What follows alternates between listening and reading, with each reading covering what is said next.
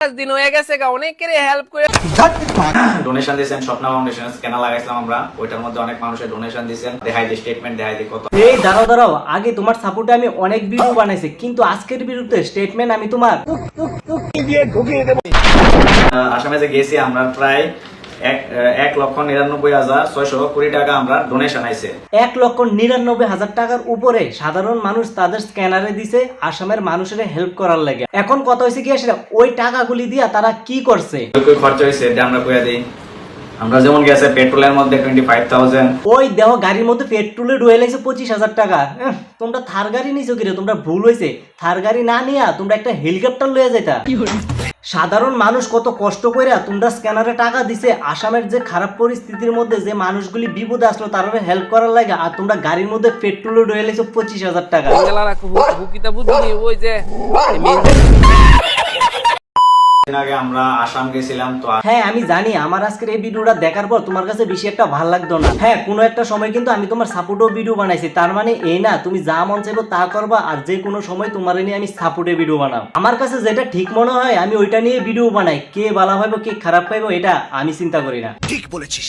4-5 হাজার জিনিস লইছে আর স্ক্যানার লাগাইয়া 2-3 লাখ টাকা লয়ে লাইছে। তারা বলে মানুষের সেবা করবো, তারা দেখি একটার পিছে একটা লাগিয়া বয়ে রয়েছে। তোমরা এইসব নাটক দেখার পর এখন মানুষ হাসতাছে। সত্যি কসম কসম। আহা গো, আমরা দাদা কি সত্যি কথা কইছি। অনেক সময় ভাবি তুমি রোস্টিং ভিডিও করো, তোমার সাপোর্টে আমি ভিডিও বানাবো, কিন্তু তুমি যে বাটপারি করো ওমা গোমা, এই বাটপারি করা আমার দ্বারা হইতো না। আর হ্যাঁ তোমার হলে ভিডিও বানাইলে তো আবার ভিডিও বেশিক্ষণ থাকে না, ভিডিও উড়িয়া যা, পারলে এই ভিডিওটা উড়াইয়া দেখাও। মনে আসছে তো আগের কথা, এবার একসাথে ফেসবুক আর ইউটিউব দুটোই ফুটাইলাম। আশা করি তুমি বুঝতে পারছো। চলো এখন আবার তোমার বস মানে শুভমদার ভিডিওতে ফিরা যায়। গেছে পেট্রোলের মধ্যে 25,000, রুম রেন্টের মধ্যে গেছে 13,000, আর ডিমাপুর ওইদিকে গেছে 4,000। সাধারণ মানুষ যে তারা 1,90,000 টাকার মতন দিছে, ওইখান থেকে পেট্রোল গেছে 25,000 টাকার, তারপরে রুম ভাড়া গেছে তারা 34,000 টাকা। কইতাছি সাধারণ মানুষ টাকা দিছে বিশ্বাস করে, সাধারণ মানুষ টাকা দিছে আসামের মানুষের সাহায্য করার লাগা। আসামের মানুষ জলে ঘুমাক নাহলে রেল স্টেশনের রাস্তার পাশে ঘুমাক, কিন্তু তারা ভিআইপি রুমে থাকতে হইব, কারণ এটা তো হইছে সাধারণ মানুষের টাকা।